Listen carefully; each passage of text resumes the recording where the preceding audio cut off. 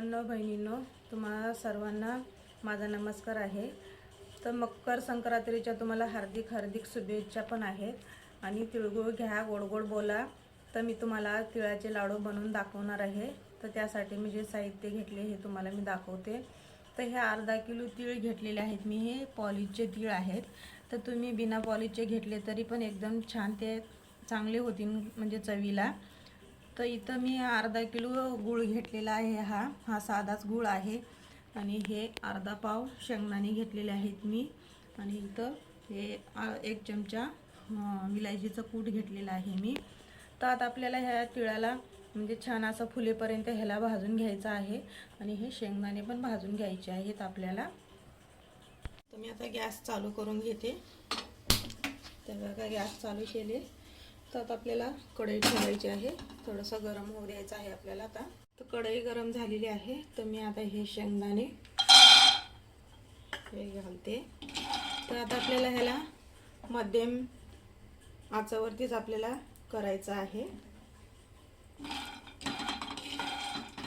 असं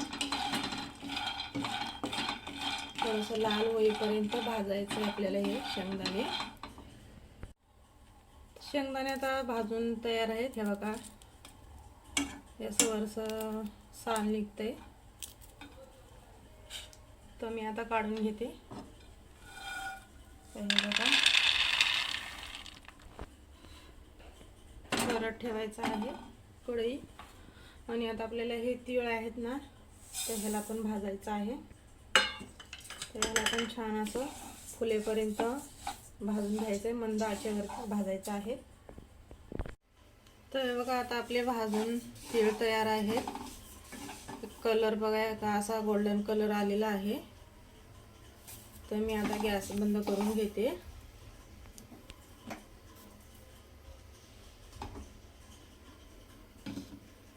तर हे बघा असा छान असा कलर यायला पाहिजे। एकदम चटचट असा तिळांचा आवाज पण यायला पाहिजे। आणि मी ह्या खलबत्त्यामध्ये टाकलेले आहे। तर आपल्याला असा हलका हलका ह्याला ठेचून घ्यायचं आहे। तर ते वरचं साल काढायचं आहे। हे बघा असं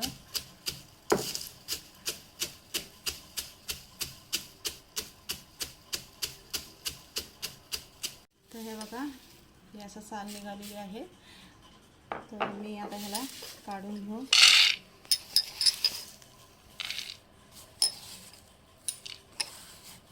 काढून घ्यायचं आहे। तर बघा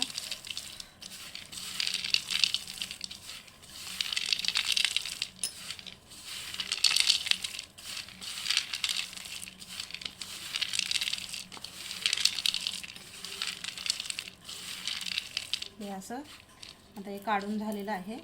तर आता आपल्याला ह्याला खलबत्त्यामध्ये थोडं अजून ठेचून घ्यायचं आहे। म्हणजे हे जाडसरच पाहिजे, थोडंसं अजून म्हणजे हलका हलका ठेचायचं आहे। आता मी आता गॅस चालू करून घेते। तर आता आपल्याला ह्याच्यावर कढई ठेवायची आहे। तर कढई गरम होण्यासाठी ठेवायची आहे। तर आपल्याला हे 2 चमचे तूप टाकायचे आहेत।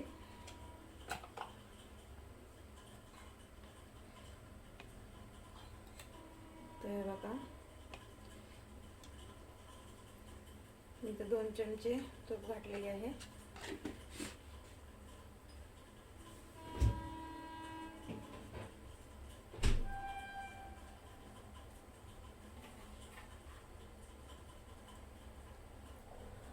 तर आता तूप घालून झालेलं आहे। तर आता आपल्याला हे गूळ घालायचं आहे। बघा असं बारीक बारीक मी तुकडे करून घेतलेले आहेत गुळाचे। तर हे बघा असं आणि 2 चमचे आपल्याला पाणी घालायचं आहे। आणि याला छान असं खालीवर करून घ्यायचं आहे मंद आचेवरती। आणि याचा पाक होईपर्यंत आपल्याला आता असं खालीवर करत राहायचं आहे। तर बघूया आता आपला पाक तयार आहे का। तर मी इथे एका वाटीमध्ये पाणी घेतलेलं आहे। तर त्याच्यामध्ये आपल्याला हे टाकून बघायचं आहे तर आपला पाक तयार आहे का। असा गोळा व्हायला पाहिजे. तर गोळा होत नाही आहे, आपला पाक अजून तयार नाही आहे. तर बघूया आता आपला पाक तयार आहे का. तर हे बघा मी असं टाकले ह्याच्यामध्ये. तर म्हणजे कसं असा गोळा व्हायला पाहिजे. हे बघा असा. तर गोळा या होतोय. आता आपला पाक तयार आहे. हे बघा असा. तर आता आपला पाक तयार आहे. तर आता आपल्याला ह्याच्यामध्ये हे विलायचीचं पावडर आहे हे घालायचं आहे. तर हे घालून झालेलं आहे. तर आता आपल्याला ह्याच्यामध्ये हे तीळ टाकायचे आहेत. तर हे बघा तीळ टाकून झालेले आहे. आणि हे शेंगदाणे हे जाडसर असं म्हणजे वाटलेलं आहे हे पण घालायचं आहे. तर हे बघा हे सगळं घालून झालेलं आहे. तर आता आपल्याला ह्याला एकजीव करून घ्यायचं आहे. एक 5 मिनटं, फक्त 5 मिनटं ह्याला खालीवरी करून घ्यायचं आहे. जास्त नका हे करू, हे तर काय दगडासारखे होतील लाडू आपले. तर 5 मिनटं झालेले आहेत. तर आपलं मिश्रण बनवून तयार आहे. तर आता गॅस बंद करून घ्यायचा आहे. तर मी गॅस बंद करून घेते. तर आता आपल्याला ह्याला खाली उतरून घ्यायचं आहे. थोडंसं मी ह्याला थंड करून घेतले, म्हणजे एकदम गरम गरम पण नाही होणार आणि थंड पण नाही करायचं ह्याला.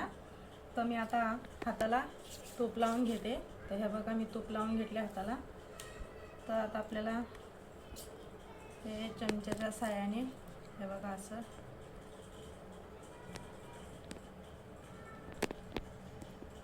हे गरम आहे हे असं हे बघा चटके तर लागतायत हाताला, म्हणजे ते गरम गरमच करायला पाहिजे, ते थंड झाल्यावर नाही होणार आहे. तर हे बघा असे लाडू आपल्याला हे बांधून घ्यायचे. नंतर आपल्याला गोल आकार द्यायला येईल. पहिला आपल्याला गोळे बांधून घ्यायचे आहेत. तर आपले लाडू बनवून तयार आहेत. तर मी तुम्हाला एक लाडू तोडून दाखवते. तर हे बघा एकदम लाडू आपले खुसखुशीमध्ये आहेत. तर बघा छान असे झालेले आहेत आपले लाडू, काय तुटले नाही काय नाही, एकदम व्यवस्थितमध्ये झालेले आहेत. तर भावांनो बहिणींनो, तुम्हाला मकर संक्रांतीच्या हार्दिक हार्दिक शुभेच्छा. तिळगुळ घ्या, गोड गोड बोला आणि आवडला असेल तर लाईक करा, शेअर करा आणि सबस्क्राईब करायला विसरू नका.